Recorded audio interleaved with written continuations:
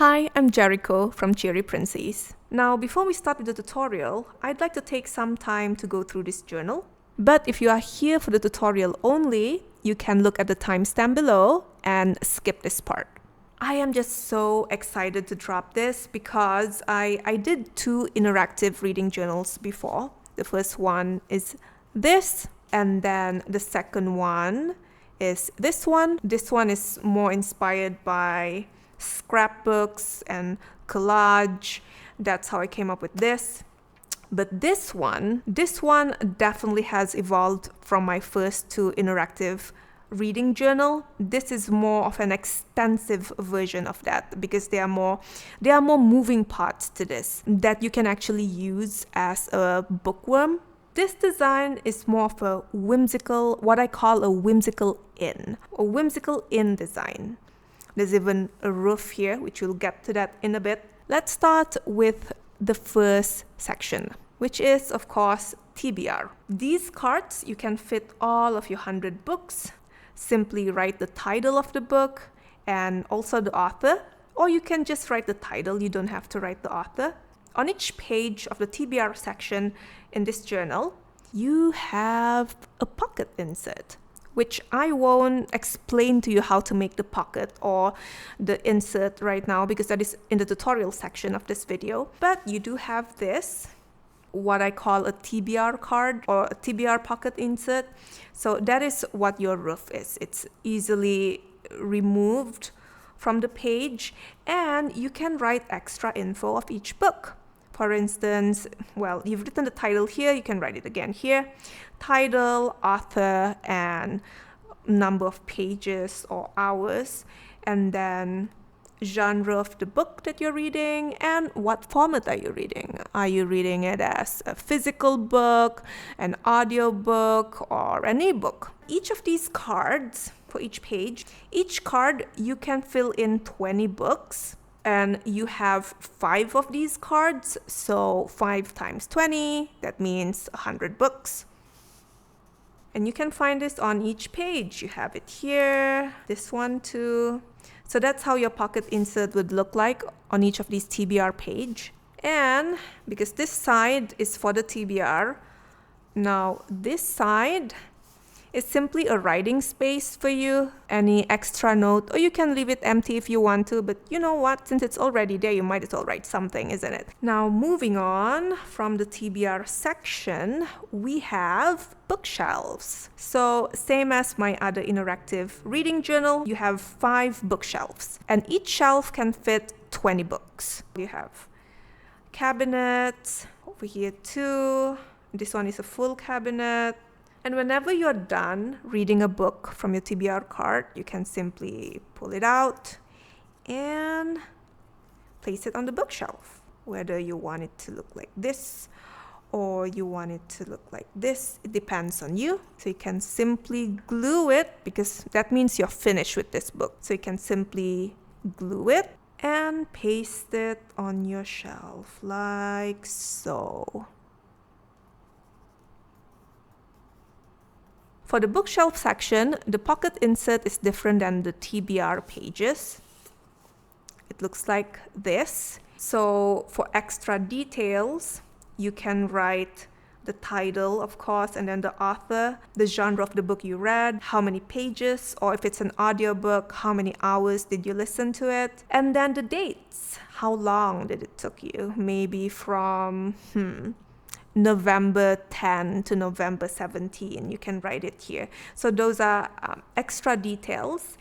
And each card, each pocket insert for your bookshelf, you can fit 20 books. And you have 5 of these. That means, so you can actually fit all 100 books in case you finish all 100 of them. And if you didn't finish a book, you have the DNF pile section. So you have 1, 2, 3, 4, 5 boxes for you to fit in the books that you don't finish. So let's say maybe you don't finish this book for some reason, and then you can just simply slip it in your DNF box instead of pasting it on your shelf. You put it here instead, and you can write how many total of books that you couldn't finish. Unlike the TBR and bookshelf section, I only put 5 boxes for this section. It's not like you won't be able to finish all 100 books. It's impossible that all 100 of them are, meh. So there's only 5 here. And same thing as the other sections in this journal, you have pocket insert, which you can write extra details about the book that you did not finish. Same thing again, title, author, pages read, or how many hours could you listen to it.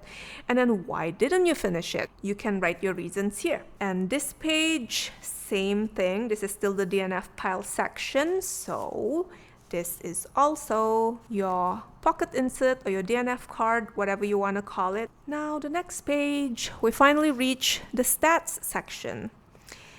Now this page, it's a simple stat. It's a monthly stat for you to write how many books did you read, how many pages, how many physical books, how many audiobooks, how many ebooks, and how many books you didn't finish for each month of the year. And then you can write the total at the end. And if you pull this roof out, these are the extra data that you can add to this journal.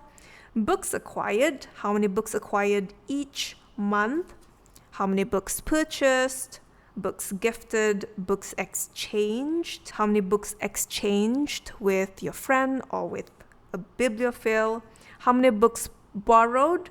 This is different from books you borrowed from the library. That's why there's another section here, library checkout, that is specifically for the books you borrowed from the library. So books borrowed from your friend, from another book club member, and how many books that you read again, books that you read maybe from a previous year, and then you read it again for this year because it's just that good. Finally, the last page in this interactive journal. Another monthly stat, each month of the year, but this is for your ratings.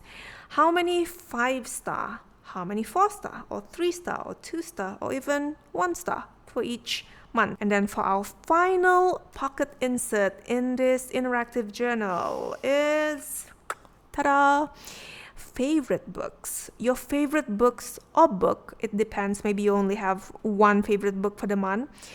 Your favorite books for each month. So for this side of this insert, this pocket insert, there's only until June, but just flip it and you'll see that you have all the way until December. And for your favorite books, you can write the title and also the author on each of these sections. Another significant and fun detail that you can add to this interactive journal. And we finally reach the back cover. When I designed this, I like to imagine that this is the front of that whimsical inn, with the sign and little glimpses of each room, and this is the door, and then this is the back of that inn.